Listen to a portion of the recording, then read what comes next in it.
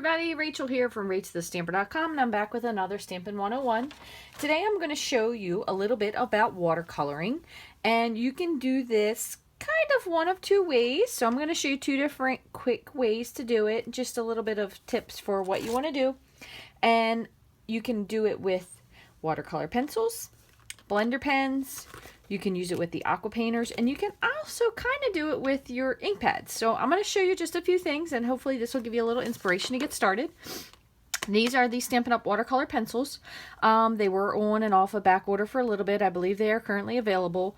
But if you were lucky enough to subscribe to Sarah's recent paper pumpkin kit, she gave out a free gift in them, which were 4 of the little mini watercolor pencils. So that was really cool. And I'm going to have you guys stay tuned because I'm going to be doing a giveaway with one of Sarah's paper pumpkin kits. I ordered 2, so I have 1 extra one to give away. So make sure you stay tuned on Facebook and here on YouTube at Rachthestamper. Make sure you follow me on both so you can be alerted when I decide to get rid of those. I'm going to just build up the anticipation and then give them away. But anyway, onto the card. So these are watercolor pencils, blender pens, and I'm going to put down again my crappy piece of scrap paper here because I don't want to mess up a brand new one. We're going to be using the archival black Stampin' Up! Ink pad. And then I have, so to show you the difference, I have watercolor paper, which this is a little bit thicker and it has some bumps in it. And then I also have thick Whisper White, and this one I actually already stamped the image and colored it in, so I can show you how to do this one. We can do something a little different on this one, so kind of give you a little 2-step of that. And we're going to be using You've Got This, which is a stamp set that we'll be carrying over into the new catalog. And I use this really pretty flower, which I used this before to make a gift bag. So I'm going to show you how to do this again. So I already have this image mounted, so we're going to go ahead and work on the one that I already colored, and then I'll show you another one. So what we're going to do, I colored these in with, I believe I used the Rich Razzleberry and the Bermuda Bay. So you can use blender pens if you'd like, and if you're going to do that, this is how they come in a 3-pack. I have a million of these, so you want to make sure, oops, somebody got a hold of that one. You want to make sure that it's clean, and by doing that, you kind of just wipe off the tip onto something clean, like a wet paper towel or baby wipe if you have it. But you want to make sure your image is clean before you go from dark to light, because otherwise it will transfer the color onto the lighter color. So you don't want to ruin your piece that you just penciled in before you watercolor it. So make sure you do that. So for example, if you're going to do this one, you want to go from your lightest to your darkest. Okay, so we'll just go ahead and fill this leaf in a little bit so you can see. And what it basically does is it just kind of blends the colors together. I'm going to go all the way up and do this entire stem, and then we'll do the rest of it with another one. But I did this with a little bit of Old Olive, and then I added in a teeny bit, I think it's, yeah, Daffodil Delight, just to kind of give the leaf a little bit of dimension with some different colors. And this essentially just blends the ink together, and it gives a really pretty uniform color overall. Okay, so that's one way of doing it. I'm going to show you another way of doing that with the blender pen as well.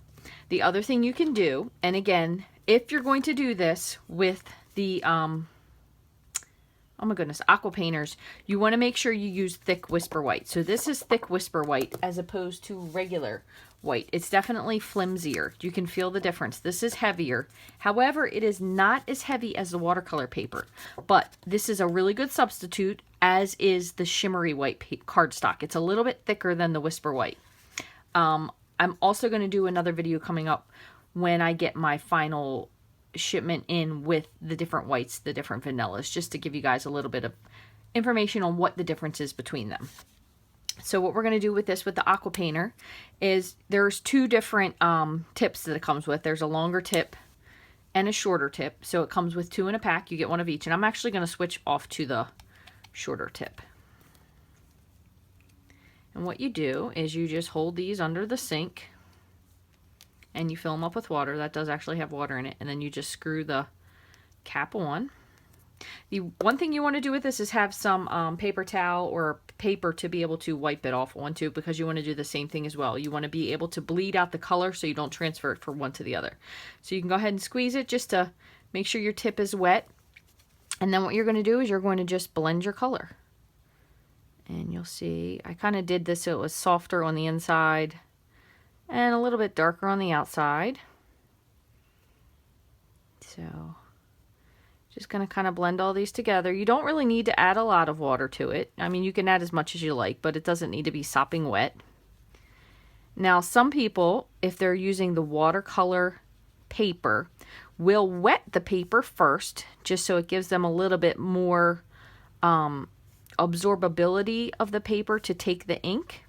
And that also kind of depends on what you're doing, because there are a few different things you can do.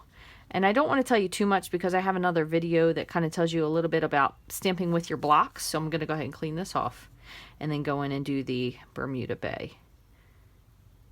I don't know if this is an actual color in real life, but it's one for me. So that's it. So that is completely blended. So you see right there, it blends all of the ink together really nicely. And you still do have like the darker edges there, which kind of makes it look like a more authentic flower.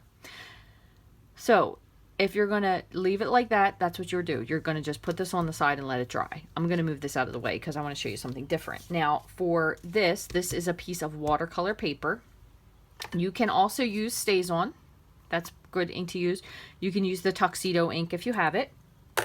Or you can use the archival black ink that Stampin' Up! Produces. So we're going to do the same thing again. So we're going to just ink up our stamp. And I'll show you a little different way for this one.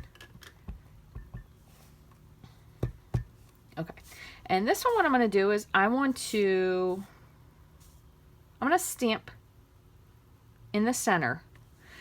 But if I decide to put this on a base, what I would basically do is trim this down a little bit, and then you could layer it onto another piece of Very Vanilla or Whisper White if you want to layer white on white. It makes a beautiful, beautiful card. Let me just clean this off a little bit.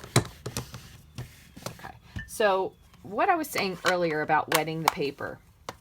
So if you were going to watercolor this as an abstract image, then you could wet it. So what you would do is you would just, I have my cap on, you would just squeeze some water into your brush, and you just kind of blend it over and let the paper kind of get wet.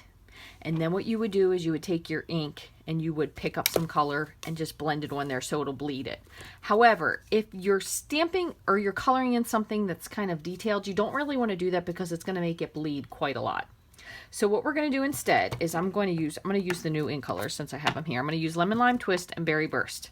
And what I'm going to do is I'm going to take the ink pads and I'm going to give them a squeeze, and it's going to make a little pool of ink. Same with this one. Oops. Didn't squeeze that one enough. Little pool of ink, and then you can use these to watercolor from. So what we're going to do now is we're going to take our watercolor pen. Again, just make sure the tip is wet, and we're going to just grab a little bit of ink, just like that, and we're going to color in our image.